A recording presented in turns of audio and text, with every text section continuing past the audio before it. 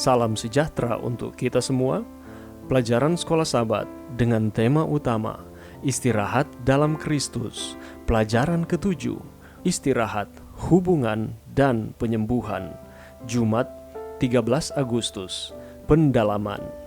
Sebagaimana Yusuf dijual kepada orang kafir oleh saudara-saudaranya sendiri, demikian pula Kristus telah dijual kepada musuh-musuhnya yang paling besar oleh salah seorang dari murid-muridnya. Yusuf dituduh secara palsu dan dimasukkan ke dalam penjara oleh sebab perbuatan baiknya.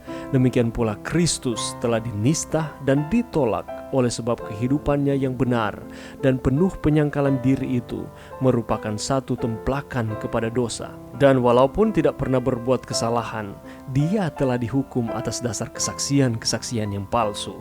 Dan kelemah lembutan dan kesabaran Yusuf dalam menghadapi tekanan dan ketidakadilan, roh suka mengampuni, dan sifat kedermawanan yang agung terhadap saudara-saudaranya yang kejam itu menggambarkan kesabaran juru selamat pada waktu menghadapi kekejaman serta cemooh orang-orang jahat, dan juga roh suka mengampuni bukan saja kepada pembunuh-pembunuhnya, tetapi bagi semua orang yang telah datang kepadanya sambil mengaku dosa-dosa mereka dan meminta keampunan. Alfa dan Omega, Jilid 1, halaman 280. Tidak ada yang dapat membenarkan roh yang tidak suka mengampuni.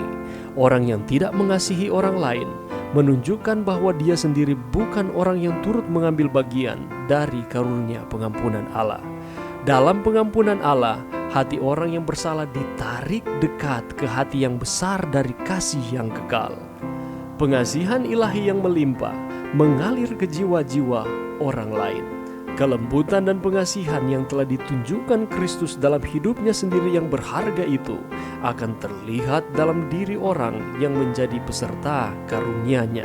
Seri Membina Jilid 5, halaman 188. Pelajaran yang bisa kita dapatkan pada saat ini dan juga merupakan rangkuman dari seluruh pelajaran kita sepanjang minggu ini. Ketika kita melihat akan kehidupan Yusuf, bisa kita lihat gambaran mengenai kehidupan dari Yesus itu sendiri. Baik Yesus maupun Yusuf membagikan sejumlah kesamaan yang menonjol. Keduanya dihianati oleh orang terdekat mereka. Keduanya dipersalahkan secara tidak adil. Yusuf tidak bersalah, ia dibuang lalu ia dijual. Yesus tidak bersalah, tetapi ia difitnah dan ia disalibkan. Keduanya didakwa berdasarkan dusta dan menanggung hukuman. Keduanya mengampuni dan ditinggikan oleh Allah. Tergantung disalib dengan paku menembusi tangan dan kakinya, dan darah mengalir leluasa dari kedua lengannya. Yesus mengatakan, "Ya Bapa, ampunilah mereka, sebab mereka tidak tahu apa yang mereka perbuat." Apakah kita sanggup untuk menyatakan statement ini? Ada dua jenis kesalahan, kesalahan moral dan kesalahan psikologis. Kesalahan moral adalah kesalahan yang kita alami karena kita telah berdosa terhadap Allah dan menyakiti orang lain. Ketika kita mengakui keberdosaan kita kepada Allah, kita diampuni. Firman Tuhan menyatakan, jika kita mengaku dosa kita, maka Ia adalah setia dan adil, sehingga Ia akan mengampuni segala dosa kita. Pengampunan dengan segera menjadi milik kita ketika kita mengakui dosa-dosa kita. Mengapa kadang kita masih merasa bersalah setelah kita telah mengakui dosa-dosa kita? Salah satu alasannya tentu saja adalah bahwa sering iblis tidak menghendaki kita mengalami sukacita pengampunan itu. Iblis selalu mengingat-ingatkan akan kesalahan yang pernah kita lakukan, dan ia selalu menyatakan di dalam pikiran kita bahwa kita tidak memiliki pengharapan. Kita sudah terlalu jauh di dalam melakukan kesalahan-kesalahan kita, sehingga Tuhan tidak mau mengampuni kita. Dan seringkali dusta iblis ini bermain di dalam perasaan-perasaan kita. Tetapi kabar baiknya adalah ketika kita datang kepada Tuhan, rasa bersalah kita akan hilang ketika kita mengakui dosa-dosa kita, namun kesalahan psikologis boleh jadi masih tinggal tetap di dalam pikiran kita. Ketika Allah mengampuni kita dan kita mengalami kasih karunia-Nya, kita rindu melakukan apapun yang kita dapat lakukan jika mungkin untuk memulihkan hubungan yang terputus. Kadang ini berarti menjangkau mereka yang telah kita sakiti dan meminta pengampunan mereka.